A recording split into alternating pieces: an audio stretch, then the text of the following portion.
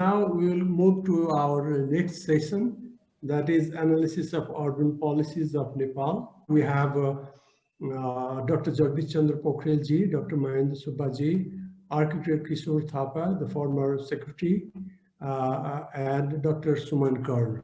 I hope all are here today in this discussion. So,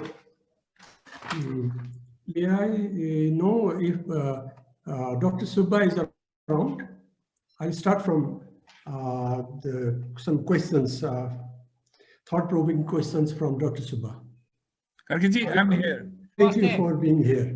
So last time I saw your presentation and on urban policies. You have worked on various urban policy making tasks in Ministry of Urban Development and Department of Urban Development and Building Construction, 1965-1980 Regional Plan, JICA, IAP 1993 Integrated Action Plan. So you are giving the description of all the homework and exercise we did for last 10-20 years. City Development Strategy by KMC, Kathmandu Valley Long-Term Development Framework 2001. Again, we go into the periodic plan of municipality, IUDP, now IUDP 2017, Comprehensive Town Development Plan. Now we are talking National Urban Policy 2007, and now we are here, National Urban Development Strategy 2017. And there's a provincial plan 2018 and 19, so there is on and on, schematic spatial organization, East Urban Corridor, local area planning, housing rights, etc. So we have done a lot of exercises. So based on all these exercises in urban policy, what I find is besides our building bylaws, planning permit and land pooling projects, I don't really see the influence of all these exercises into local governments, into cities, and I don't see internalization of all these things, and that is making some change in cities and towns. So a lot of exercises, but very little influence on cities and towns' future. So can you just briefly, in 1 minute, just give your reflection from your experience? Karkiji, I think this is a very delicate question you have raised. A very important question raised. In fact, मेरो आफ्नो अनुभवमा कस्तो लाग्छ भन्दा we do have tremendous policies plan in place. मेरो विचारमा मलाई त्यस्तो लाग्छ. Take for example 2007 ma we prepared national urban policy, and subsequently 2017 ma there came a national urban development strategy. These were very important documents. In fact, newly formed Ministry of Urban Development like a policy direction dinnerलाई पनि यो डकुमेन्टहरु एकदमै critical छ जस्तो लाग्छ मलाई र at the same time urban sector like again guide गर्नको लागि पनि these documents are very important. But at the end of the day again we have to really ask critically ask are all these policies so far relevant, and to what an extent they have been useful. जुन हाम्रो एउटा intended policy objectives policy goals realization to what an extent these are very important documents question relevance. I think that is what you are asking at this point of time. मलाई कस्तो लाग्छ भनेर भन्दाखेरि अब efforts especially in in terms of implementation policy like how we can make it implementable. How can it be? How can we really incorporate the dimensions of implementation in policies? Somehow we have been neglecting. In fact, your dimension maybe policy formulation differently approach. I think that's one of the things. Take for example, when we prepared national. Thank you. That was purely homegrown document. In fact, I still do remember the cost of that document was 2,85,000 हामीले खर्च गरेको थियौं त्यो डकुमेन्टको प्रिपरेसनमा. तर we prepared that document from the department itself. Now Department of Urban Development and Building Construction. implication of that, what had been the implication of that भनेर हेर्नु भयो भने it had a tremendous तपाईँको implication in terms of implementation. Take for example तपाईँको चाहिँ जब हामीले इम्प्लिमेन्टेसनको कुरा गर्छौँ देयर आर टु मलाई लाग्छ तपाईँको चाहिँ दुईटा इम्पोर्टेन्ट तपाईँको चाहिँ एलिमेन्ट्सहरू फेजेसहरू वी हेभ टु इम्प्रेस यो implementation फेजमा. one phase is itself तपाईँको चाहिँ के हुन सक्छ भनेर भन्दा inaction. तपाईँले how do you get the approval on policies, because ultimately तपाईँको चाहिँ government has to तपाईँको approve that particular तपाईँको चाहिँ document. र तपाईँले त्यसरी हेर्नुभयो भने के चाहिँ देखिन्छ भनेर भन्दाखेरि यदि होम ग्राउन्ड डकुमेन्ट भयो भने there are lot of advantages. तपाईँले केयरफुली तपाईँको चाहिँ त्यो इन्टायर एडप्सन प्रोसेस ब्रिफली गरिदिनुहोस्. अर्को फलोअप क्वेसन चाहिँ यसैसँग रिलेटेड. अच्छा, एप्रुभल प्रोसेसमा तपाईँ जान सक्नुहुन्छ. र एट द सेम टाइम मलाई कस्तो लाग्छ भनेर भन्दाखेरि अहिले मैले फर्केर हेर्दाखेरि हिजो जति पनि तपाईँको चाहिँ म एसोसिएट थिएँ यो policy फर्मुलेसनमा one or two critical lessons learned bhacha jasto लाग्छ. I think यदि मैले त्यही पोलिसी अहिले बनाउनु परेको भए I could have done it little bit differently in terms of approach. तपाईको चाहिँ अब more and more तपाईको चाहिँ भनौँ न जस्तो हिजो हामीले नेशनल अर्बन पोलिसी बनायो त्यो that was basically within तपाईको चाहिँ premise of department. त्यही premise भित्र नै बसेर हामीले बनायौ. There was less interaction at the regional level, that there were less interaction at the तपाईको चाहिँ local level. अनि अर्को कुरो चाहिँ के चाहिँ तपाईलाई बताउँ भनेर भन्दाखेरि हामीले त्यो पोलिसी बनाउँदाखेरि पोलिसी इन्स्ट्रुमेन्ट्सलाई सँगसँगै राखेर तपाईको चाहिँ हामीले तयार गरेका थिएनौँ.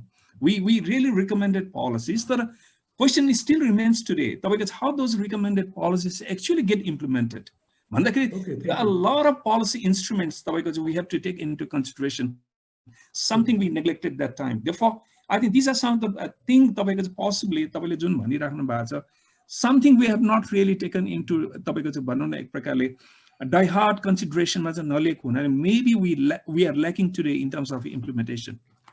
Okay, thank you very much for this answer.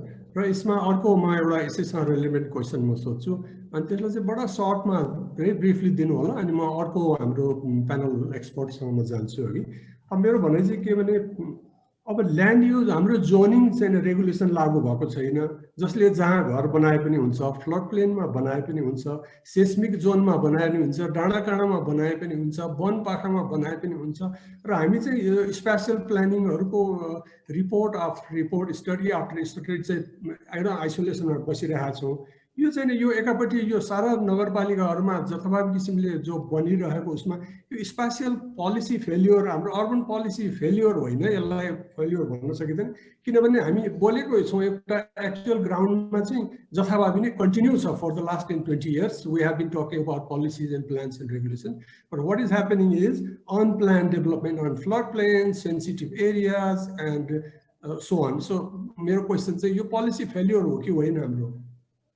Gargiji, मैले यसलाई अलिकति फरक ढंगले हेर्न रुचाउँछु. I don't think that this is the failure of policy itself, but what I would acknowledge is this is the failure in terms of policy implementation.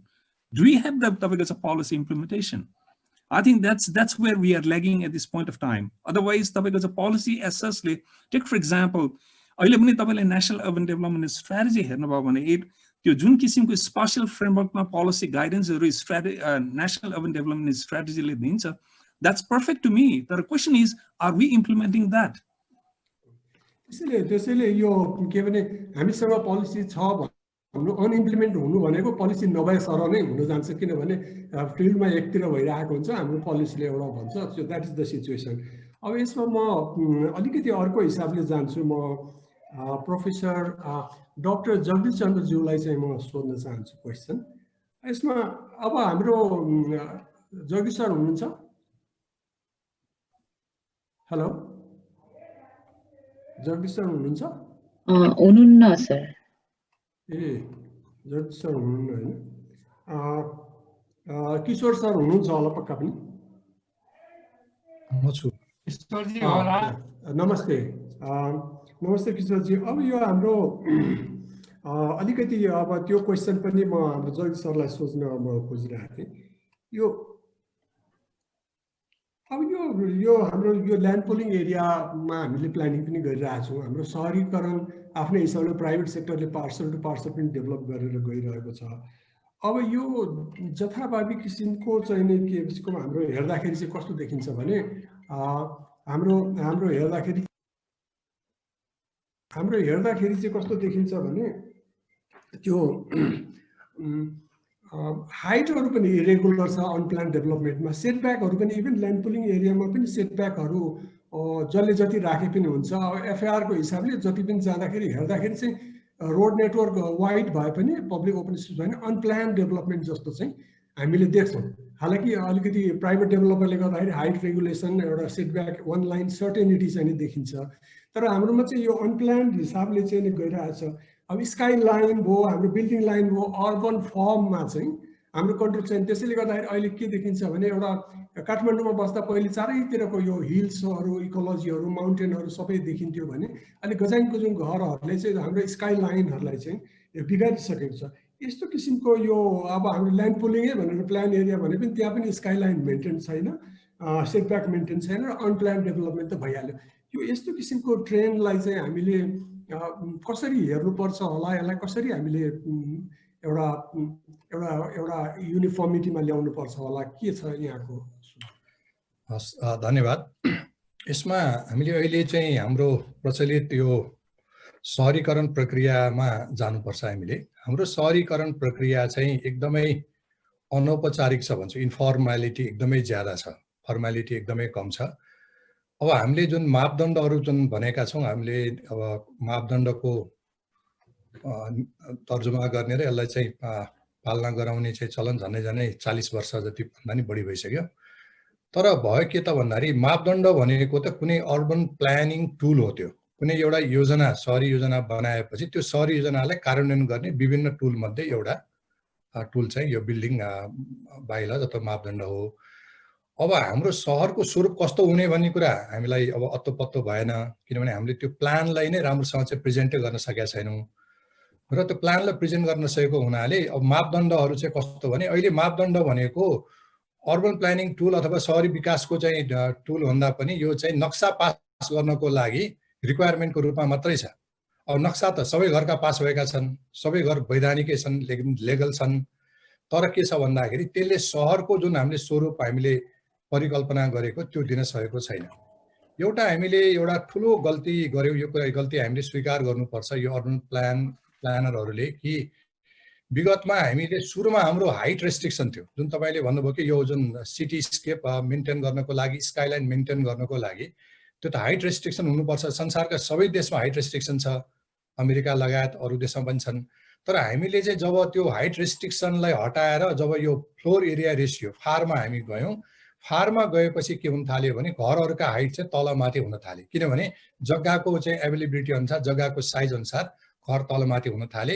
एउटा छिमेकी घर चाहिँ 2 तला हुन्छ, अर्को छिमेकी घर चाहिँ त्यहाँ 11 तला हुने त्यो स्थिति भयो। त्यसकारणले यो काठमाडौँमा जुन हामीले यो ठुलो गल्ती गर्यौँ, यो गल्ती चाहिँ नेपालको अरू सहरमा हामीले चाहिँ दोहोऱ्याउन हुन्न भने यहाँ उपस्थित सम्पूर्ण हाम्रो प्लानर मित्रहरू जो यसमा चाहिँ अहिले डिसिजन मेकर हुनुहुन्छ उहाँहरूलाई म यो कुरा सम्झाउन चाहन्छु कि यो हामीले यो सेन्ट्रल बिजनेस डिस्ट्रिक्टमा चाहिँ यो फारको चाहिँ प्रोभिजन राखौँ। सिबिडी एरिया भन्छन् जहाँ कमर्सियल एक्टिभिटिजहरू हुन्छ। तर जम्मै रेसिडेन्सियल एरिया लगायत अरू एरियामा चाहिँ हामीले हाइट रेस्ट्रिक्सन गऱ्यौँ भने यो सिटी स्केप चाहिँ मेन्टेन हुन सक्छ। एक कुरा। दोस्रो कुरा चाहिँ हाम्रो सहरमा घरहरू कसरी बनेका छन् भनेर हामीले हेऱ्यौँ भने हाम्रो अधिकांश घरहरू चाहिँ ओनर बिल्ड सिस्टममा छन्। घर धनीले नै घर बनाउन्, चाहे त्यो आवासीय घर होस्, चाहे त्यो कुनै अफिस बिल्डिङ होस्, चाहे कुनै कमर्सियल बिल्डिङ होस्, त्यो घर धनीले नै घर बनाउने ओनर बिल्ड सिस्टममा हामी गएका छौँ। अब हामीले उपरान्त ग्रामीण क्षेत्रमा यो ठिकै छ, के फरक पर्दैन। तर सहरी क्षेत्रमा चाहिँ त्यसो पनि अझ मेजर ठुल्ठुला सहरी क्षेत्रमा चाहिँ अब हामीले ओनर बिल्ड सिस्टमबाट हामी डेभलपर सिस्टममा अथवा बिल्डर सिस्टममा जानु पर्यो। त्यो भनेको के त भन्दाखेरि मेरो घर म आफै बनाउँदिनँ, म एउटा डेभलपरले बनाएको घर म किन्छु अथवा म रेन्ट आउट गर्छु वा लिजमा लिन्छु। त्यसो गर्दा डेभलपरले चाहिँ जुन घर बनाउने चलन सुरु गर्यो भने के हुन्छ भने त्यहाँ धेरै कुराहरू मापदण्डहरू पालना गर्न सजिलो हुन्छ, त्यहाँ स्ट्रिट स्केपहरू मेन्टेन गर्न सजिलो हुन्छ। त्यसमा धेरै अरू प्रोभिजनहरू चाहिँ जुन एउटा चाहिँ प्लान सेटलमेन्टमा चाहिने एउटा चाहिँ अर्बन पपुलेसनलाई चाहिने सुविधाहरू त्यहाँ दिन सकिन्छ। जसरी हामीले उदाहरणको रूपमा अहिले काठमाडौँका केही ठाउँमा केही हाउसिङ कोलोनिजहरू छन्, जुन गेटेड कम्युनिटिजहरू छन्, ती गेटेड कम्युनिटीमा हामीले गयौँ भने त्यहाँ न्यूनतम कुराहरू चाहिँ आज व्यवस्था छ नि, ताकि त्यहाँ मान्छेहरू अरू ठाउँमा अलि राम्रोसँग अलि राम्रो क्वालिटी अफ लाइफ उनीहरूले बिताइरहेका छन्। त्यसले गर्दाखेरि यो इन्फर्मल हाउसिङ कन्स्ट्रक्सनलाई चेन्ज गरेर अब हामी फर्मल हाउसिङ कन्स्ट्रक्सन डेभलपर ओरिएन्टेडमा जाने। घर चाहिँ अब चाहिँ 10 वर्ष चाहिँ भनौँ 10औं वर्ष लगाएर घर बनाउने कुरा यो अब सम्भव हुँदैन सहरी क्षेत्रमा। त्यसले गर्दाखेरि सबै सहरवासीले आफ्नो पेसा व्यवसाय गर्ने र डेभलपरहरूले बिल्डरहरूले चाहिँ रियल इस्टेटको काम गर्ने र उनीहरूले चाहिँ विभिन्न चाहिँ इन्कम ग्रुपको लागि प्रडक्टहरू उपलब्ध गराउने, त्यो प्रडक्टहरू सहरवासीले किन्नको लागि ब्याङ्कहरूबाट लोन लिने गर्दा यसले इम्प्लोइमेन्ट जेनेरेट गर्छ, इकोनोमी बुस्ट गर्छ र सहरको एउटा चाहिँ स्वरूप पनि कायम गर्छ। त्यसले गर्दाखेरि सर्टेन कुराहरूमा अब हामीले चाहिँ एकदमै पोलिसी डिपार्चर हुनुपर्ने बेला चाहिँ भएको छ, किनभने विगतमा हामीले राम्रा काम पनि गऱ्यौँ, नराम्रा काम पनि गरेका छौँ। नराम्रा काम गऱ्यौँ भनेर हामीले स्वीकार गर्न चाहिँ अब लाज मान्नु चाहिँ हुँदैन। धन्यवाद। हो, अब यो वास्तवमा यो हाम्रो यो सिटीको यो हाइट पोलिसी चाहिँ हाम्रो हुनुपर्छ। अब सिबिडी अथवा अरू एरियामा कसरी चाहिँ वरिपरिको ल्यान्डस्केप नेचुरल हेरिटेजलाई अब्स्ट्रक्ट नगर्ने हिसाबले यो हाइट पोलिसी हुनुपर्छ। हाम्रो ट्रेडिसनल भ्यालुजहरू पनि हो। तर अब अहिले के भइरहेछ भने काठमाडौँ भ्याली डेभलपमेन्ट अथोरिटीको आफ्नो एउटा मापदण्डहरूमा अहिले काठमाडौँ महानगरपालिकाहरूमा चाहिँ के एउटा सुन्नमा आएको छ भने धेरै तला चाहिँ बनाउन दिने चाहिँ एप्रुभल भएको छ, त्यसले अलिकति कन्फ्लिक्ट ल्याइरहेको छ। यसरी हाम्रो काठमाडौँ भ्यालीको सेन्सिटिभिटी र इकोलोजीलाई नै ध्यानमा नदिकन हामीले हाइट बढाउने कम्पिटिसनमा चाहिँ हामी गयौँ भने त हाम्रो स्काइस्केप त सिटीस्केप त खतमै हुन्छ, स्काइलाइन पनि खतम हुन्छ र हाम्रो ट्राफिक र अरू इम्प्लिकेसन्सहरू पनि हुने चाहिँ देखिन्छ। र यहाँको एउटा पर्सपेक्टिभको लागि धेरै धेरै धन्यवाद छ। र यसमा चाहिँ अब अहिले हाम्रो जगदीश सर आउनुभएको छ कि छैन, उहाँलाई पनि केही मेरो प्रश्नहरू थियो। आइसकेको छु। नमस्कार, थ्याङ्क्स फर कमिङ, थ्याङ्क्स।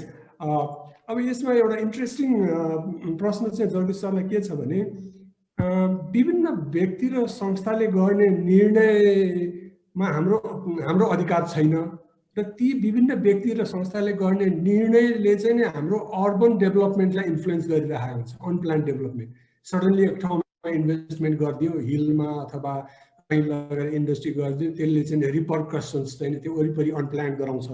अब तिनीहरू चाहिँ हाम्रो कन्ट्रोलमा छैनन्। ती इन्डिभिजुअलले जो डिसिजन गर्छन् त्यो हाम्रो कन्ट्रोलमा छैन, त्यो हाम्रो रेगुलेसन्सहरूमा छैन। डिसिजनहरूको कन्ट्रोल बिना के हाम्रो अर्बन स्पेसल पोलिसी चाहिँ नै लागू हुन सक्छ भन्ने चाहिँ एउटा मेरो पहिलो प्रश्न। र दोस्रो प्रश्न चाहिँ के हो भनेदेखि अब जगदीश सर योजना आयोगमा पनि हुँदाखेरि त्यहाँ के भने every national plan and policy has special repercussion। त्यहाँ प्रोग्रामहरू बन्थ्यो, नेसनभरि प्लान्सहरू बन्थ्यो। सहरी विकासको कार्यक्रम त सहरी विकासले नियन्त्रण गर्यो, त्यो आफ्नो ठाउँमा छ। तर हाइड्रो पावरले, इन्डस्ट्रीले, एग्रिकल्चरले गरेको इन्भेस्टमेन्ट स्ट्राटेजीबाट सहरीकरणमा प्रभाव पर्ने, अनप्लान सहरीकरणमा प्रभाव गर्ने कुरा त सहरी विकास विभागको कन्ट्रोलमा छैन। त्यसैले चाहिँ हाम्रो यो इन्भेस्टमेन्ट डिसिजन योजना आयोगले गर्ने र एउटा व्यक्तिले गर्ने यो इन्भेस्टमेन्ट डिसिजनबाट चाहिँ नै अर्बन प्लानिङ हुन्छ कि अनप्लान अर्बन प्लानिङ हुन्छ भन्ने कुरा डिटरमाइन गर्छ। त भनेपछि यी फ्याक्टरहरूलाई हामीले कसरी कन्ट्रोल गर्ने, यसलाई चाहिँ कसरी हामीले एउटा अर्डरमा ल्याउने ताकि चाहिँ एउटा कोअर्डिनेटेड एउटा थटफुल डिसिजनबाट चाहिँ के अरे डेभलपमेन्ट होस् इन अ प्लान म्यानर। मेरो यही क्वेसन हो। धन्यवाद। पहिला यो सेसन चाहिँ 12:30बाट भनिएको थियो होइन? के भयो? होइन 12बाट हो, 12:01 हो। मलाई चाहिँ 12:30 जस्तो लागेर म त्यसलाई आएँ। सरी भन्दा नो प्रब्लम, सुन्न पाइनँ। Thank you. दुईटा प्रश्न, त्यसमा त्यो पहिलोमा म आउँछु। पहिलो इन्डिभिजुअल भर्सस कलेक्टिभ अथवा पब्लिक इन्ट्रेस्टको जुन कुरा हो है, यो अत्यन्तै महत्त्वपूर्ण गभर्नेन्सको पर्सपेक्टिभबाट हेर्नुपर्ने हुन्छ यसलाई है। यदि गभर्मेन्ट छैन, यदि कलेक्टिभ इन्ट्रेस्ट प्रोटेक्ट गर्ने एजेन्सी छैन भने त्यहाँ अर्डर खोजेर पाइँदैन, डिसअर्डर हुन्छ। त्यस कारणले गभर्मेन्ट भनेकै अर्डर मेन्टेन गर्नलाई र त्यो अर्डर कुन आधारमा हुन्छ भन्दा सर्टेन डिसिजन्सहरू हुन्छन्, सर्टेन निर्णयहरू हुन्छन् जो चाहिँ पब्लिक इन्ट्रेस्टको लागि हुन्छ। त्यो भने के हो भन्दा विकर सेक्सन अफ पपुलेसन अथवा सबैलाई रुल एकै हिसाबबाट लागू होस्, बलियोलाई फरक रुल र विकलाई नहोस्, विकर सेक्सनको पनि इन्ट्रेस्ट चाहिँ प्रोटेक्टेड होस्, उसको राइट पनि प्रोटेक्टेड होस् र समग्रमा सोसाइटीमा अर्डर एउटा मेन्टेन होस् भन्ने हिसाबबाट हुने हो। यो सबै across the board, this the basic philosophy, थाहा भएकै कुरा हो। यदि यो कुरो छैन भने त्यति बेला निश्चित रूपमा यो डिसअर्डर हुन्छ। मान्छे कहाँ जान्छ तपाईँको प्रश्नको जवाब भन्दा कि चाहिँ जे पोलिसी, जे गाइडलाइन्स, जे अर्डरको लागि डिसिजन्सहरू भएका छन्, डिसिजन भन्नाले मैले ब्रडर सेन्समा भने त्यो डिसिजन्सहरू इन्फोर्स गर्नुपर्ने हुन्छ है। र त्यति बेला फेरि डिस्क्रिसनरी हिसाबबाट जानु भएन, त्यसमा चाहिँ इक्वल हिसाबबाट त्यो रुलहरू लागू हुनुपर्छ। अनि बल्ल हामीले त्यो इन्डिभिजुअल जसको भोइस छैन अथवा भोइस कमजोर हुन्छ उसको पनि इन्ट्रेस्ट चाहिँ सर्भ भएको हुन्छ र समग्रमा त्यो कलेक्टिभ इन्ट्रेस्ट चाहिँ प्रोटेक्टेड हुन्छ। यही नै बेसिक फिलोसफी हो। अहिले हामीहरूको गभर्नेन्स सिस्टममा यही एउटा प्रब्लम छ। त्यो चाहिँ हामीले अहिले सहरीकरणको सन्दर्भमा हेर्दा यो कुरो प्रष्टै देखिराखेका छौँ। अन्यत्र पनि यो कुरो देख्यो भने चाहिँ फेरि पनि गभर्नेन्सको इस्यु हो, यो रुलको इन्फोर्समेन्टको इस्यु हो। एक दोस्रो, अब जहाँसम्म यो हामीले नेसनल लेभलमा पोलिसीहरू बनाउँदा यो कन्ट्राडिक्टरी पोलिसिजहरू एउटाले अर्कालाई चाहिँ काउन्टर गर्ने, कन्ट्राडिक्ट गर्ने, उनीहरूको बिचमा हार्मोनी नहुने कसरी हुन्छ भन्नेमा प्रयास भएको हुन्छ। तर वास्तवमा हामीहरूको फेरि पनि जुन सेक्टोरल अप्रोचेसहरू छन् नि हाम्रा, त्यो सेक्टोरल इन्ट्रेस्टहरू जुन छ, त्यो सेक्टोरल इन्ट्रेस्ट यति पावरफुल तरिकाबाट अगाडि आउँछ कि तपाईँले यो इन्टिग्रेसनको लागि गरेको एफर्ट नै कमजोर हुन्छ। कसले गर्छ त यो इन्टिग्रेसनको एफर्ट भन्दा हाम्रो केसमा भन्दा नेसनल प्लानिङ कमिसन नै हो। तर national planning commission for various reasons यति कमजोर हुन्छ कि उसले दिएको गाइडलाइन्सहरू भयो कि भएन भनेर उसले सोधेर पनि खासै केही गर्न सक्दैन। हुँदा के हुन्छ भने अब यो सेक्टोरली कुराहरू अगाडि बढिराखेको हुन्छ एउटा पार्ट। अब प्लानिङ कमिसनको आफ्नो कमजोरी कहाँनिर छ भन्दा इन्टिग्रेटेड ओभरअल नेसनको प्लान त्यो पनि स्पेसियल डाइमेन्सन दिएर बनेकै छैन। ओभरअल नेसनको total endowment as far as resources are concern र इन्भेस्टमेन्टको लागि सेक्टरल प्रायोरिटीको हिसाबबाट बनेर अनि त्यसको आधारमा हामीले सेक्टरहरूको लागि गाइडलाइन्स दिन सकेका छैन। भने के हो मैले भन्दा भने कि चाहिँ हामीले टोटलमा एउटा भनौँ न नेसनको ओभरअल प्लानिङ एकदमै स्पेसमै हामीले प्लानिङ गरेर अनि त्यसपछि सेक्टरहरूको जिम्मा दिएको छैन हैन। अब हुन्छ के भन्दा सेक्टरहरूको पहिले नै प्लानिङ भइसकेका हुन्छ अनि त्यसपछि तिनीहरू चाहिँ फेरि इम्प्लिमेन्टेसनमा गइसकेका हुन्छन्। अनि हामीले जुन सहरीकरण, सहरी विकास मन्त्रालय अथवा अरू पनि जुन हाम्रो एजेन्सिजहरू छन् जसबाट यस किसिमको स्पेस रिलेटेड इन्टिग्रेसन गर्ने हो, उनीहरू चाहिँ पछाडि परेका हुन्छन्। हुँदा के हुन्छ भन्दा कुनै रिभरको हाइड्रो पावरको 3-4 हाइड्रो पावरको चाहिँ साइट्सहरू डेभलप हुन थालिसकेका हुन्छन् अनि त्यहीँनिर कहीँ गएर फेरि पहिले बनेको चाहिँ हामी यहाँ सहर बसाउँछौँ व्यवस्थित भनेर त्यहीँनिर गएर फेरि सहरको प्लानिङ भइराखेको हुन्छ। अनि उतातिर सहरको प्लानिङ भइराखेको हुन्छ, अर्कोतिरबाट ड्याम साइटको ड्यामको डिजाइन भइराखेको हुन्छ। मोस्ट लाइकली त्यो चाहिँ तपाईँको ड्याम बनिसकेपछि त्यो सहर पनि डुब्छ, यतातिर जुन ट्रान्सपोर्ट नेटवर्क हो त्यो पनि तपाईँको डुब्ने खतम हुने सम्भावना। बेसिकली फेरि पनि हामीले ओभरअल स्पेसमा प्लानिङ गरेको छैन, रिजनल हिसाबबाट हामीले लेआउट गरेका छौँ। धेरै डिटेलमा जानु पर्दैन, तर ब्रडली सेक्टरहरूको प्रायोरिटी अनुसार एरिया तोक्नै सकेका छैन हामीले। त्यसो हुनाले अहिलेको अपर्च्युनिटी मैले लास्टमा आएँ, यो फेडरलिजम पछिको हाम्रो लागि सबभन्दा ठुलो अपर्च्युनिटी भनेकै यही हो कि चाहिँ हामीले मोर रिजनल र स्पेसियल पर्सपेक्टिभ दिन सक्छौँ हाम्रो प्लानिङमा भन्ने हो। हामीले त्यो कुरो चाहिँ नेसनल प्लानिङबाट गर्न चाहिँ सकिएन, गाह्रो भयो। त्यसैले अब यो एउटा पाटो रह्यो। अर्को चाहिँ अहिले सेक्टोरल हिसाबबाट पनि जस्तो बेसिन वाइड प्लानिङ गर्नु पर्यो भनेर इनिसिएटिभ्सहरू भइरहेको छ। हाइड्रो पावरको कुरा गर्दा बेसिन वाइड जानु पर्यो भनेको छ भने अब त्यो बेसिन वाइड जाने क्रममा सबै अरू सेक्टरहरू पनि सँगै बस्नुपर्ने हुन्छ। एक प्रकारले एरिया प्लानिङ अथवा रिजनल प्लानिङको पर्सपेक्टिभ त्यहाँनिर ल्याउनु पर्ने हुन्छ। यो अपर्च्युनिटी छ, लिड गरिदिने प्लानिङ कमिसनले नै हुन्छ, यहाँ कोअर्डिनेट त्यसैले गरिदिनुपर्छ। अदरवाइज सेक्टोरल हिसाबबाट आफ्नो आफ्नो गर्नुपर्ने कामहरू गर्दै अगाडि बढ्दा यस किसिमको डिस्क्रिपेन्सीहरू आउँछन्। यही नै हो मेरो अनुभव। धन्यवाद। अब यसमा एउटा यो इन्स्टिट्युसनल कुरा पनि आउँछ पोलिसीमा। जस्तो मिनिस्ट्री अफ अर्बन डेभलपमेन्टले विभिन्न किसिमको एक्सर्साइज धेरै वर्षदेखि अहिले पनि गर्दै आइरहेको छ। यतापट्टि लाइन मिनिस्ट्री चाहिँ मिनिस्ट्री अफ लोकल डेभलपमेन्टसँग म्युनिसिपालिटिजहरू लोकल गभर्मेन्टहरू छन्। लोकल गभर्मेन्ट आफै पनि प्लानिङ गर्न इम्पावर छन् र लोकल गभर्मेन्टले गरेका डिसिजन र अरू मिनिस्ट्रीहरूले गरेका डिसिजनबाट अर्बन डेभलपमेन्ट इन्फ्लुएन्स हुन्छ, प्रभावित हुन्छ। हामी चाहिँ एउटा स्पेसियल प्लानिङको कुरा मिनिस्ट्री अफ अर्बन डेभलपमेन्टको डिओडी बिचमा बसेर हामी कागजहरू चाहिँ प्रड्युस गर्छौँ, तर अरूको डिसिजनबाट लोकल गभर्मेन्टको डिसिजन भनौँ न अब अरू लाइन मिनिस्ट्रीको डिसिजनबाट अर्बन एरिया चाहिँ बिग्रिँदै गइरहेको हुन्छ।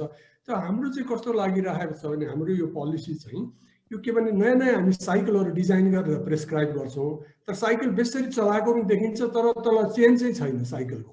We are not moving anywhere. We are creating different kind of cycles but we are not moving anywhere.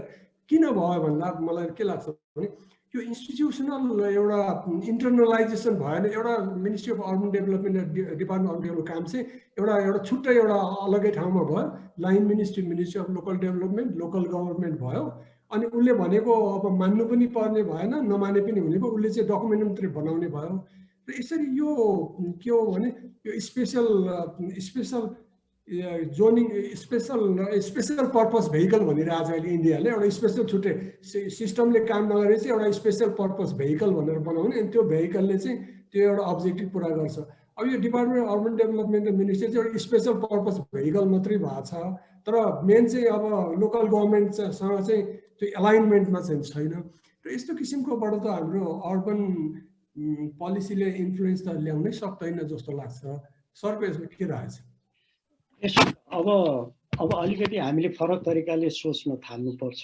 म त्यसलाई लोकलाइजेसन भन्छु होइन, विभिन्न जे टर्मिनोलोजी प्रयोग गरे पनि। फेरि पनि हामीले यहाँबाट सबै डिजाइन गरिदिन्छौँ, कोअर्डिनेटेड हिसाबबाट त्यो कार्यान्वयन गर्नुपर्छ भन्ने मान्यता राख्नु त हुँदैन होइन। त्यो मोफागाले पनि गर्न सक्दैन, त्यो एमओयुडीले पनि गर्न सक्दैन, गर्नु पनि हुँदैन। त्यस किसिमको हो कुरा के हो भने आफ्नो आफ्नो जुरिस्डिक्सन्सभित्र भएका कुराहरूलाई कहीँ हार्मोनाइज गर्दै लैजाने कुरा गर्नुपर्ने हुन्छ। त्यसरी चाहिँ हामीले गर्न सक्छौँ। त्यो के हो भने अहिले त छुट्याएकै छ करिब भन्नुहोस् न, जुरिस्डिक्सन्स त छुट्टिएकै छन्। एउटा लिगल हिसाबबाट, अर्को चाहिँ तपाईँको कामको हिसाबबाट पनि सेक्टर यो तहसम्म यसले गर्न सक्छ भन्नु छ भने अब त्यसलाई तलबाट उठाउँदै ल्याउनुपर्छ हार्मोनाइजेसन है। अनि कहीँ बिचमा मिट गर्छ, यो इदर अर होइन। तर के हो भने अहिलेको हाम्रो प्रब्लम एउटा पाटो कहाँनिर छ जुन चाहिँ हामीले इन्टरनलाइज गर्न सकेका छैन, जो गर्नु त्यो पनि जुन भेरिएसन छ नि है, डिफ्रेन्सिएट छ नि। मैले काठमाडौँ बसेर अर्गनाइजेसनको कुरा गरेर मोरलेस त्यही प्यारामिटर्सहरू जुम्लालाई भनिए भने कामै गर्दैन है। अब यो सोसल इकोनोमिक डेभलपमेन्ट हजुर अलिकति छुट्याइदिनु पर्यो। मैले छुट्याइदिएँ। त्यो के हो भन्दा हामीले फेरि पनि यो एकदमै टप डाउन एकदम टेक्नोक्रेटिकली सबै कुरा हामी यहाँ बसेर इन्टिग्रेट गरिदिन सकिहाल्छौँ भन्ने मान्यता चाहिँ राख्नु हुँदैन। नेसनल प्लानिङ कमिसन अथवा यो लेभलको एजेन्सीले गर्ने भनेको ब्रडली एउटा गाइडलाइन्स हेरिदिने हो त्यो लेभलको। त्यसपछि जति पनि कुराहरू हुन्छन् लोकल लेभलमा एक्सन हुन्छ, उठ्दै आउने माथि हार्मोनाइजेसनको कन्सेप्टमा जानुपर्छ। अब यो कोअर्डिनेसन भन्ने शब्द साह्रै झुत्रे भइसक्यो। अब यसलाई फरक तरिकाले इन्टरप्रेट गर्नुपर्ने भएको छ। अब यो डिफ्रेन्सिएस त आइ नै राख्छ। अब गभर्नेन्सको सन्दर्भमा हामीले हार्मोनाइज गर्ने हो। त्यसैले आफ्नो आफ्नो जुरिस्डिक्सनमा फेसिलिटेसन गरिदिने हार्मोनाइज गरिदिने कुराहरूतिर जानुपर्छ। अब त्यही नै हो, प्लानिङ कमिसन एउटैले सबै गर्छु भन्ने पनि हुँदैन, तर गाइडलाइन्स कहीँबाट समग्र नेसनको हेर्ने गरेर गाइडलाइन्सहरू आएको चाहिँ हुनुपर्छ। त्यो चाहिँ अहिलेको हिसाबबाट हेर्दा प्लानिङ कमिसन चाहिँ फिटेड छ भन्ने मलाई लाग्छ। धन्यवाद। अब म कार्कीजी कार्कीजी हजुर भन्नुहोस्। यसलाई म अलिकति रेस्पोन्ड गरौँ तपाईँको यो क्वेसनलाई। एक सेन्टेन्समा गर्नुहोस्, त्यसपछि तपाईँलाई अर्को प्रश्न छ मेरो। ओके, है I think this is very important. National policy line, I think it would be a very good question to ask. How do you really trickle down national policies to grassroots level? I think this is one of the critical questions. To do that, possibly, there are a lot of policy instruments that we need to follow. That could be legislative, just but it's not alone. There are a lot of policy instruments. Take, for example, it could be information and communication based policy instrument. Budgetary, that's a very important again policy instrument. Regulatory हुन सक्ला र मेरो आफ्नै अनुभव कस्तो छ भनेर भन्दाखेरि अहिले मेजर तपाईको चाहिँ why तपाईको चाहिँ that's not really trickling down to grassroots level भनेर भन्दाखेरि well तपाईको चाहिँ हामीसँग त policy instrument र टुलहरुको लिमिटेसन अथवा त्यसलाई somehow हामीले एक्सरसाइज गरिरहेका छैनौं र हामीले बनाइ पनि रहेका छैनौं। जस्तो last time we talked about resilience issue मा how can तपाईको policy considerations on resilience can be really तपाईको trickle down, that can be brought down to community level, grassroots level भनेर अस्ति last time पनि हामीले यो बारेमा छलफल गर्यौं।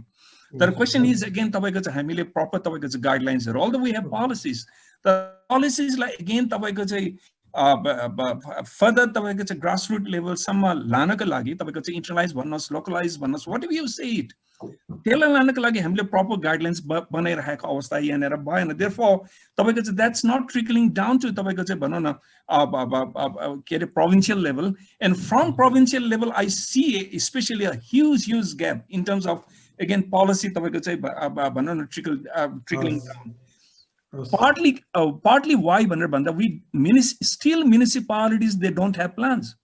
Therefore there is a policy at the central level, there is a policy possibly that has gone trickling down to provincial level, that from there it's hanging, the policy is hanging because municipality still they don't have plans.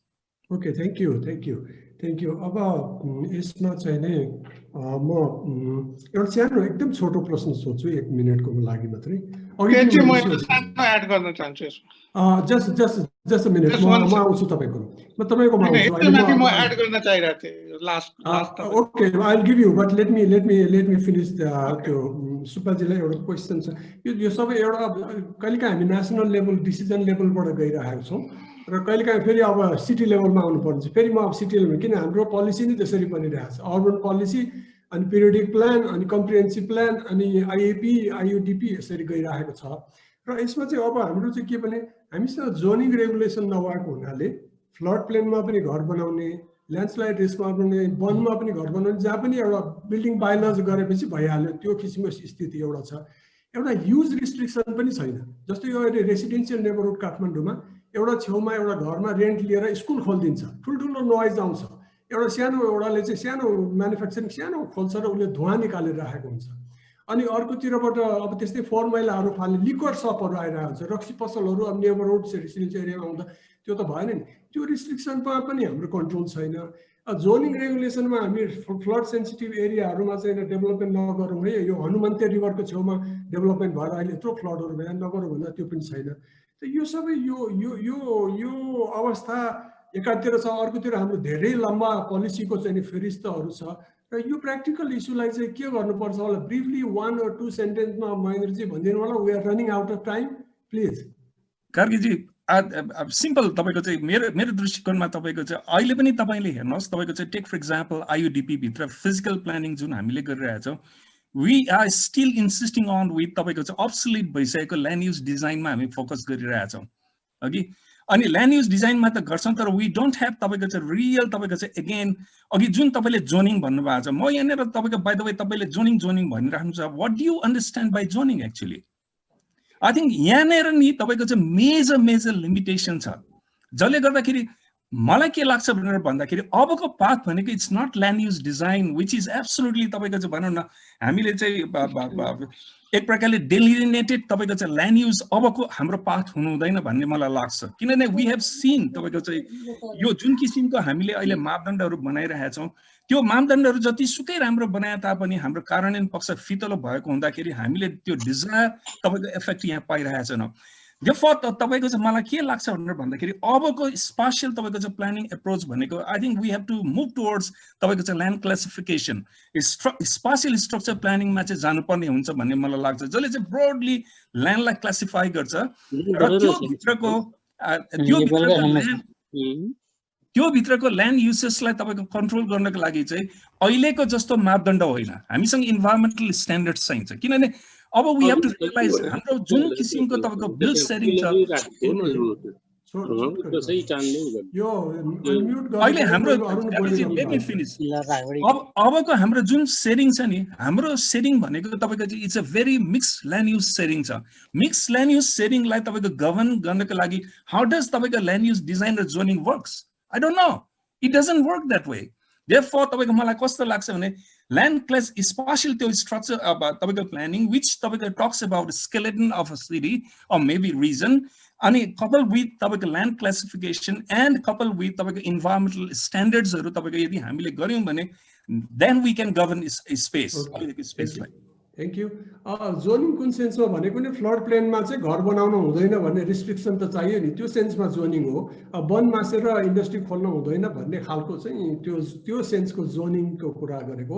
अब सुमनजीले चाहिँ नि briefly यो गर्नु होला, तपाईँको turn आउँछ है। सुमनजीले एउटा रेस्पोन्ड गर्न खोज्नु भएको थियो, जस्ट 1 मिनट सिधाउनु होला, म फेरि अर्को प्यानल मेम्बरसँग जान्छु।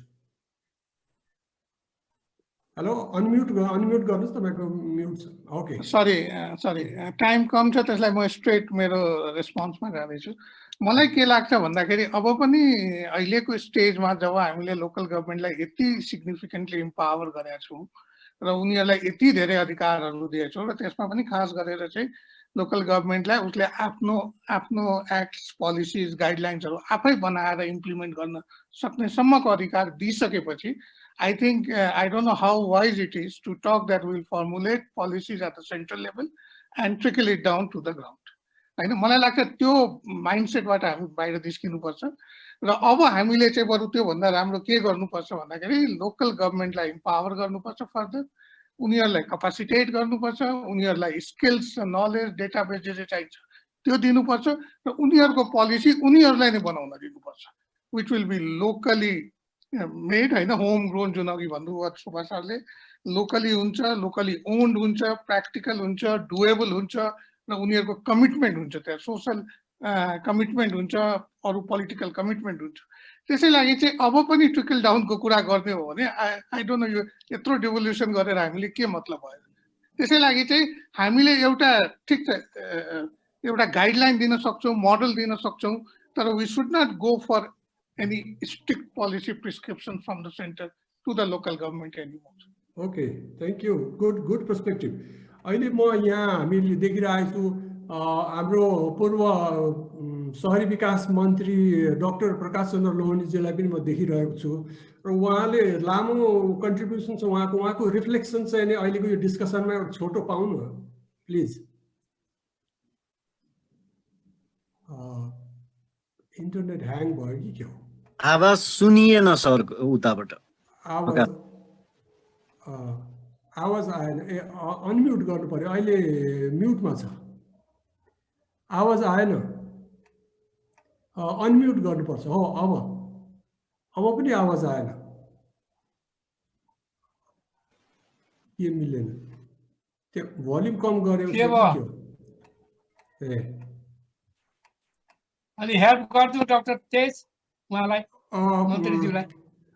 रचनाजी, उहाँ डाक्टर प्रकाश चन्द्र लोहनीजीको त्यो उसमा केही गर्न सकिन्छ हामीले यहाँ, तर अनम्युट छ, म्युट अहिले ठिक छ, अहिले ठिक छ। आवाज चाहिँ किन आएन? उहाँको अभिव्यक्ति सुन्नु राम्रो होला।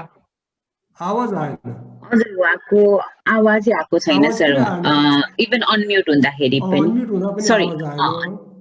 हजुर अब के अरू के छ उपाय? अच्छा अब हाम्रो फेरि त रिलगिन सजेस्ट गरौँ, रिलगिन गरेर ए हो या ए डाक्टर साहब फेरि अफ भएर फेरि जोइन गर्दाखेरि आउँछ कि?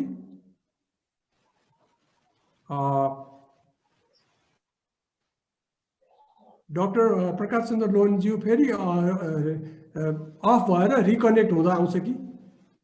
त्यो त्यो त्यो अफ हुने अनि फेरि त्यो लिङ्कमा गएर रिक्लिक गर्ने, त्यो बेलासम्ममा चाहिँ उहाँ कनेक्ट हुन्जेलसम्मको लागि चाहिँ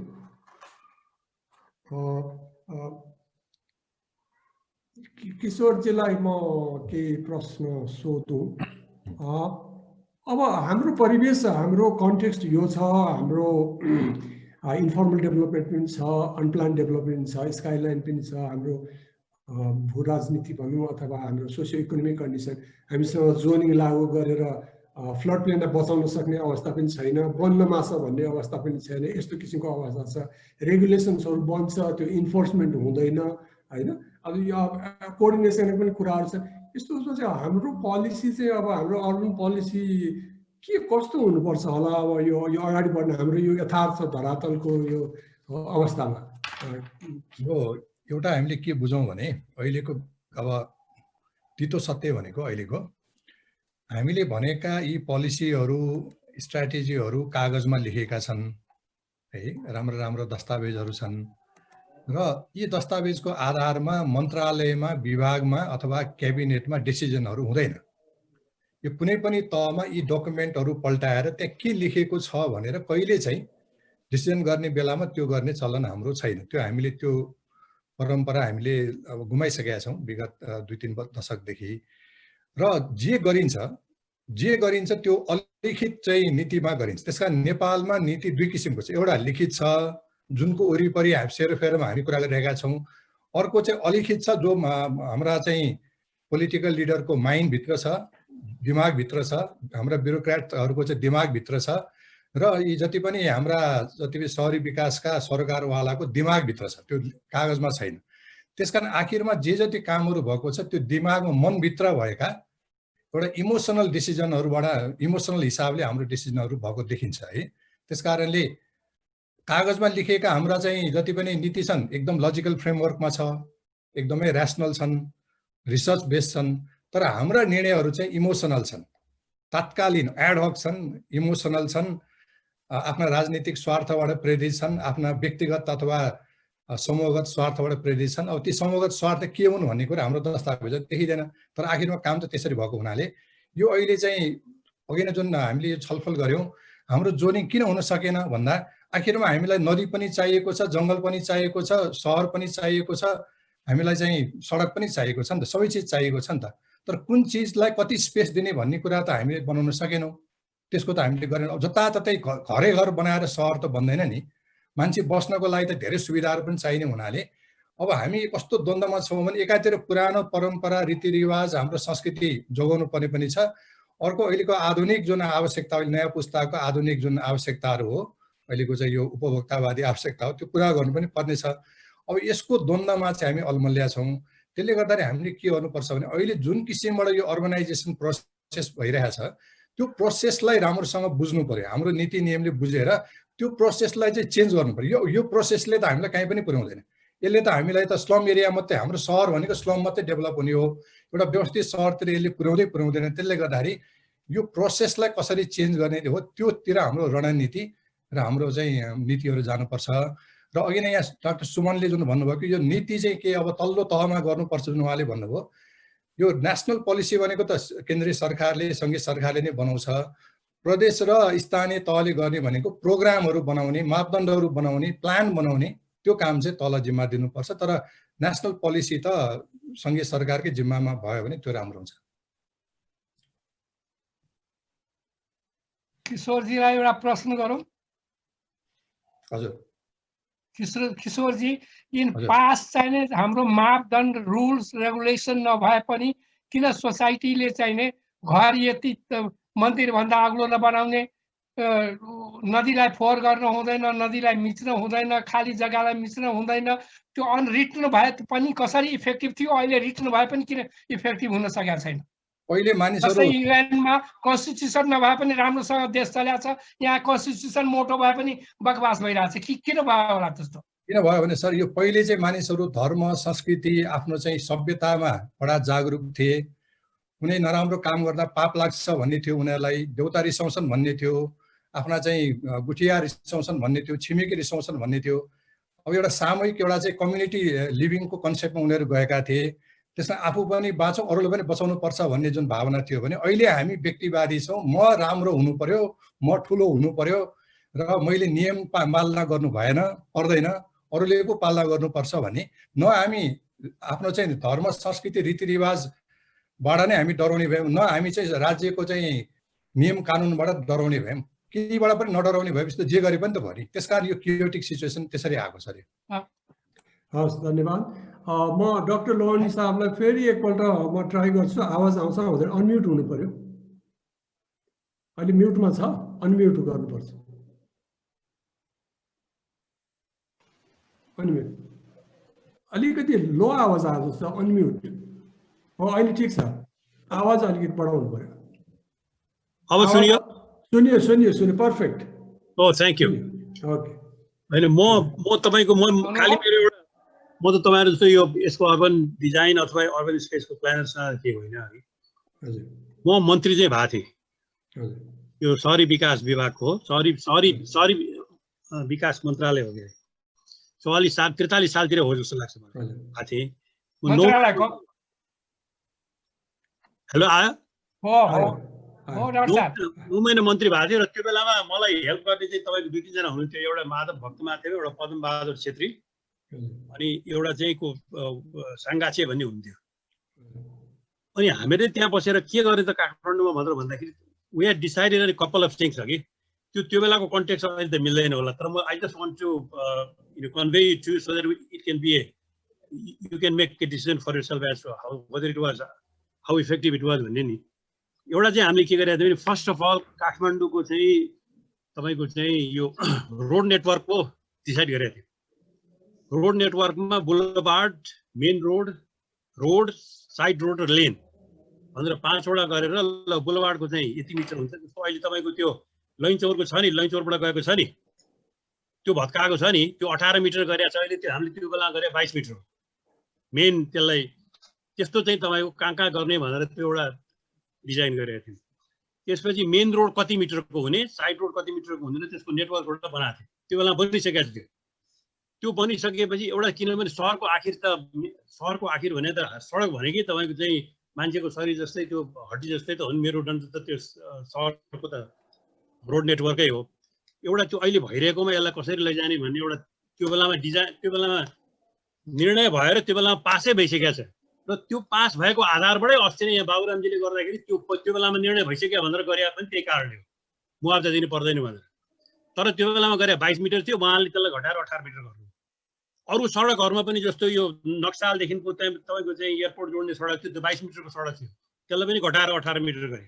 मेरै घर मुनतिर यहाँ तपाईँको 15 मिटर गरेको थियो।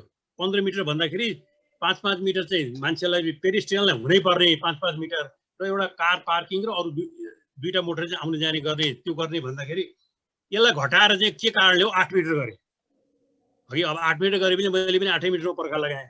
यद्यपि पहिले सुरु गर्दाखेरि मैले 15 मिटर छोडेर गरेको थिएँ तपाईँको। एउटा यो रोड नेटवर्कको त्यो बेलामा डिसाइड भइसकेको छ।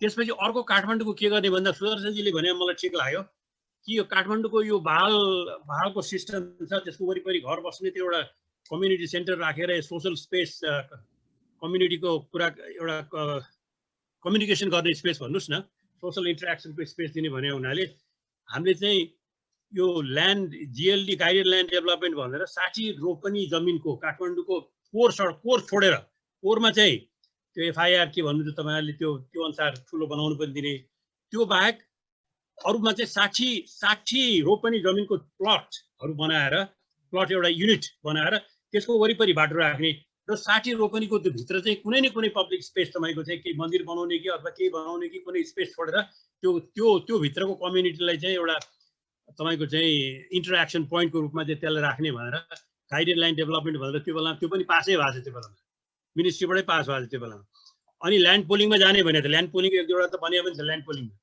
र तपाईँको अर्को के थियो भनेदेखि चाहिँ यो सडक यो नदीहरूलाई चाहिँ यो जुन चाहिँ यो जसरी ड्यामेज भएर गएको छ नदीहरूलाई चाहिँ तपाईँको यसलाई चाहिँ जस्तो यो धोबी खोला भनेर भन्नुहोस् त्यो बेलामा 50 मिटर धोबी खोलाको यताभित्र 50 मिटर यताभित्र केही पनि घर बनाउनु नपाइने रिभर प्रोटेक्सन भनेर त्यो 50 मिटरमा चाहिँ सबै रुख लगाउने त्यसले गर्दाखेरि एउटा सहरको लागि लङ्स पनि हुन्छ भोलि गएर चाहिँ सुरक्षाको कुरो पनि हुन्छ त्यसकारण त्यो सबै खोलाहरूमा चाहिँ एक किसिमले त्यो गर्ने लैजाने भनेर त्यो पनि पास भएको छ तपाईँको मैले अहिले सम्झेको कुरा मात्रै है पास भएको छ र काठमाडौँ अब हाउसिङको आवश्यकतालाई कसरी पूर्ति गर्ने मान्छेको आखिर त यो त सहर भन्ने त ठुलो भएर जान्छ नि त्यसलाई रोक्नु पनि सकिँदैन त्यसलाई इन्करेज पनि गर्नुपर्छ वास्तवमा सहरैमा हुन्छ सहरमै तपाईँको विभिन्न खालका इकोनोमिक स्केल्सहरू आउँछ त्यो सबैलाई थाहा छ भने हुनाले त्यसलाई चाहिँ हामीले चाहिँ के भने ल्यान्डको जोनिङ गरेर काठमाडौँको यो जुन एग्रिकल्चर ल्यान्डको मेन एग्रिकल्चर ल्यान्ड त्यसमा चाहिँ केही गर्न नदिने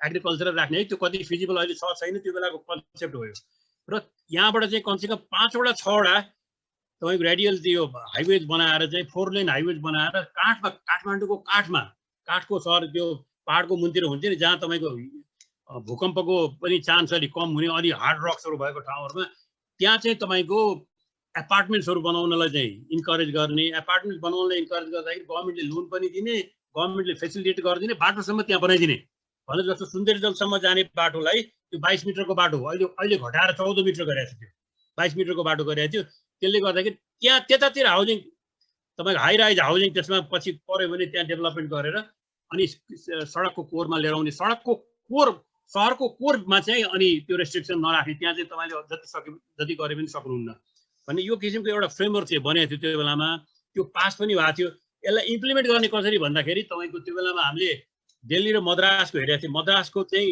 अर्बन डेभलपमेन्ट अथोरिटी मद्रासको त्यो हेरेर त्यसको लजहरू सबै ल्याएर हेर्दाखेरि त्यो अनुसार गर्ने र त्यहाँ मन्त्री चाहिँ आवास मन्त्री चाहिँ त्यसको चाहिँ संयोजक हुने त्यो डेभलपमेन्ट अथोरिटीको सचिवहरू सबै रहने र नगरपालिकाका सबै मेयरहरू चाहिँ त्यसमा रहने उनीहरूले त्यो प्लान एप्रुभ गरिसकेपछि नगरपालिकाले त्यो अनुसार चाहिँ अनि घरको चाहिँ नक्सा पास गर्न दिने र त्यो यदि नक्सा पासको विपरीतमा कसैले घर बनाएको रहेछ भनेदेखि नगरपालिकाले नै हाउसिङ डेभलपमेन्ट अथोरिटीले गरेर त्यसलाई भत्काउने यो अहिले तपाईँको मद्रासमा गएर यही रहेछ हामीलाई लाग्यो के भने त्यही अनुसार गर्नुपर्छ भनेर मलाई त्यो बेलामा त्यो सबै एउटा होल प्याकेजै बनाएर त्यो बेलामा पास पनि गरेको छ तपाईँको गभर्मेन्टले पास पनि गरेको थियो तर अब पछि how the way things went अब त्यसपछि अब अहिले त म जहाँ घरमा बसेर तपाईँको म धुमाराईमा अब धोई खोलाको त्यो चिर मात्र होइन कि धोई खोलै पुर्न लागिसकेको घर बनाएर अब यसलाई त अब एनआरकी छोडिदिने हो भने यो कलेक्टिभ गुड्स हो कि सडक भनेको तपाईँको यी भनेका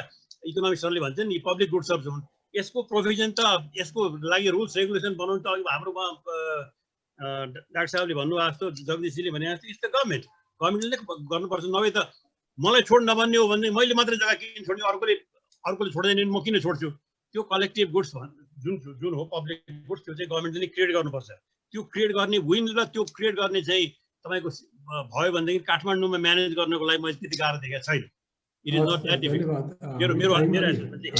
थ्याङ्क यू फर यर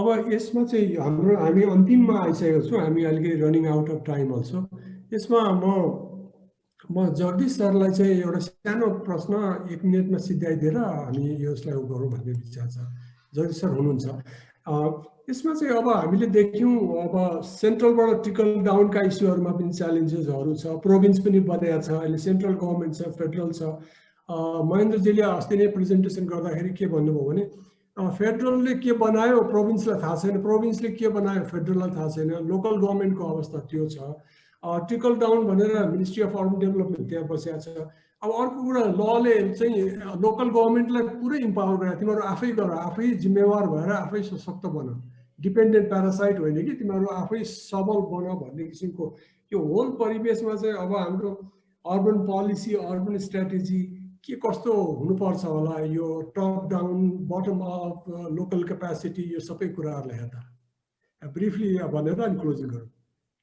अहिले अनम्युट गर्नु पर्यो अहिले म्युट हामी काफी छलफल गरिराखेको विषय पर्यो यो होइन, डिकेड्स भइसक्यो। दुईटा कुरा, इदर अर छैन, either top down or bottom up भन्ने, अथवा ट्रिकल डाउन ट्रिकल अप भन्ने पनि छ अहिले कन्सेप्ट नयाँ होइन। हामीले ट्रिकल अपको कन्सेप्टलाई कहिले स्वीकार गर्न सकेको छैन, हाम्रो अहिलेसम्मको सिस्टममा त्यस्तो छ होइन। त्यसैले ट्रिकल डाउन ट्रिकल अप कहीँ गएर मिट गर्छ। त्यसैले अहिले जसरी लोकल लेभलको गभर्मेन्टहरूमा हामीले जसरी संवैधानिक हिसाबबाट कानुनी हिसाबबाट जुन प्रकारको अधिकार प्रत्यायोजित भइसकेको छ त्यसलाई एक्सर्साइज गर्ने पुरा फ्रिडम त्यहाँनिर दिनुपर्ने र त्यहाँबाट उठेका कुराहरू, त्यहाँबाट जानेका कुराहरू, त्यसले लिङ्क गर्नुपर्ने कुराहरू अनि अप अप अप गर्दै ल्याएर कहीँ लिङ्क हुनुपर्छ है। त्यसैले इदर अर होइन यो। र अहिले सबैभन्दा ज्यादा क्रिटिकल हामी कहाँनिर भएको छौँ भने इकोनोमिक डेभलपमेन्टको कुरा गर्दाखेरि पनि, पोलिसीहरूको कुरा गर्दा पनि यो ट्रिकल डाउनै जानुपर्छ अथवा जान्छ भन्ने मान्यताबाट कता कता अझै पनि हामी ड्रिबेल छौँ। ट्रिकल डाउन हुन सकेन, त्यही हुनाले सबै ठाउँमा सकेन।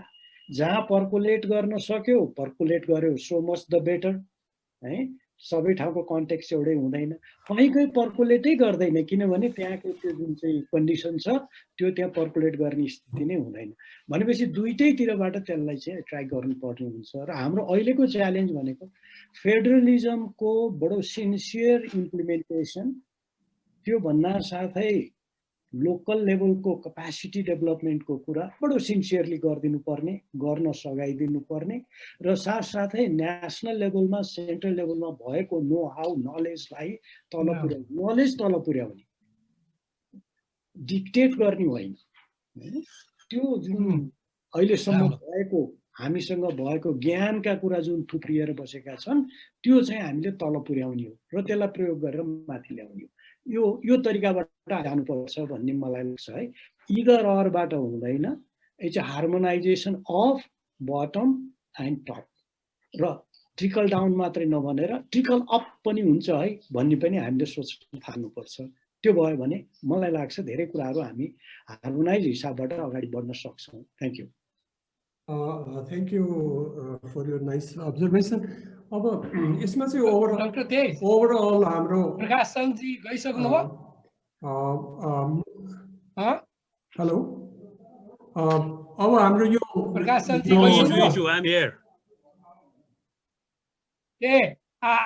to ask you something.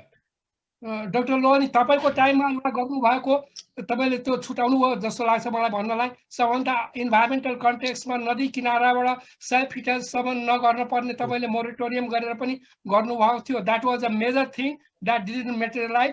र यो चाहिने उसको गाइडेड राइट डेभलपमेन्टको कन्टेक्स्टमा you told about Sangachhe, it wasn't Sangachhe, it was Anandaraj Pant. Anandaraj Pant पनि हुन्थ्यो। Yes yes, Okay. He was the major person. एउटा इन्ट्रेस्टिङ तपाईको त नदीको कन्टेक्स्टमा हेर्नुस् त अहिले कस्तो ताल छ डाक्टर लोहानी। त्यो त्यतिबेला तपाईले मोरिटोरियम लगाएर त्यो तरको भएको भए अहिले यो बकवा रेपिङ हुन्थ्यो हैन। यो जतिसुकै हामीले यो सानो यी कामहरू गर्नको लागि धेरै ठुलो सिद्धान्तको ज्ञान पनि चाहिँदैन। प्लिज डोन्ट माइन्ड दिस है, धेरै ठुलो सिद्धान्तको ज्ञान पनि चाहिँदैन। तपाईले त सिम्पल कुरा गर्नुभयो, त्यो that would have far reaching consequence. र यी कुराहरू तपाईँहरूले देखेको रिपोर्ट्सहरूमा थुप्रैमा सबै कुराहरू छ, यो नभएको कुनै पनि छैन अहिले। र म एउटा एनेक्डोट म तपाईँलाई भन्छु।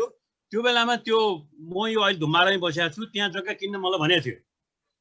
जग्गा किन्न भनेपछि आफैले चाहिँ मोरिटोरियम लगाएको 50 मिटर भनेर भनेपछि अब यो चाहिँ म त जग्गा किन्दिनँ बा त्यहाँ भनेर मैले भने तपाईँको। अहिले त्यहाँ 8-10 रुपियाँ जग्गा आएको थियो, बहुत सस्तो मोलमा। अहिले त्यहाँ किने के हुँदो रहेछ, के हुँदो रहेछ अहिले त्यसको भाउ त कता हो कता, तर अब अहिले खोलेमा लगाएर बनाइसकेको छ। यो रोक्नको लागि you don't need a big theory भने, you just need action, you just need determination. गर्छु भन्ने कुरो चाहियो नि त। अहिले नगरपालिकाहरू छन्, नगरपालिका मेयरहरू सारालाई बोलाएर यहाँले डाक्टर बाबुरामलाई कोट गर्नुभयो, यहाँले बनाएको त्यति बेलाको गाइडेड लाइन डेभलपमेन्टको कन्टेक्स्टमा भयो, तर बाबुरामजीले चाहिँ गरेको त एकदम भएन नि। बाबुरामजीले के भनेदेखि त्यो बेलामा आवाज उठेको थियो यो डाक्टर भट्टराईलाई यहाँले कोट गर्नुभयो डाक्टर भट्टराईले त्यति बेलाको जिएलडीलाई उहेर गर्नुभयो तर he did it in a ruthless way Thank you. I have to, sorry to interrupt. We are running out of time. So thank you for your all reflections and all.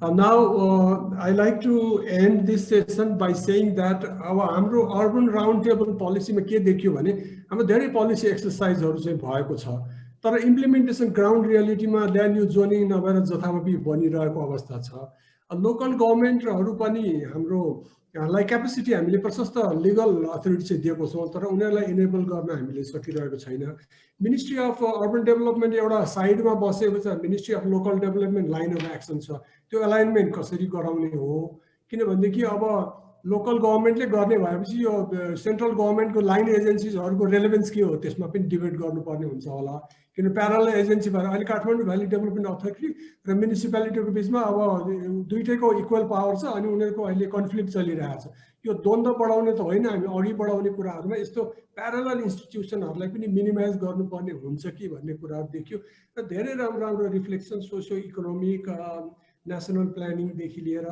अगाडि भएका कुराहरू हाम्रो भूतपूर्व मन्त्रीज्यूले पनि दिनुभयो यसको लागि धेरै धेरै यहाँहरू सबैले पार्टिसिपेट गर्नु खास गरी सबै प्यानल मेम्बरज्यूहरूलाई म धेरै धेरै धन्यवाद दिन चाहन्छु आजको यो राम्रो डायलोग बडा इन्टरेक्टिभ बडा डिस्कसन ओरिएन्टेड भएकोमा यसको लागि म धेरै धेरै धन्यवाद दिन चाहन्छु र यो सेसन चाहिँ अहिले यही समाप्त भएको कुरा यहाँहरू समक्ष राख्दछु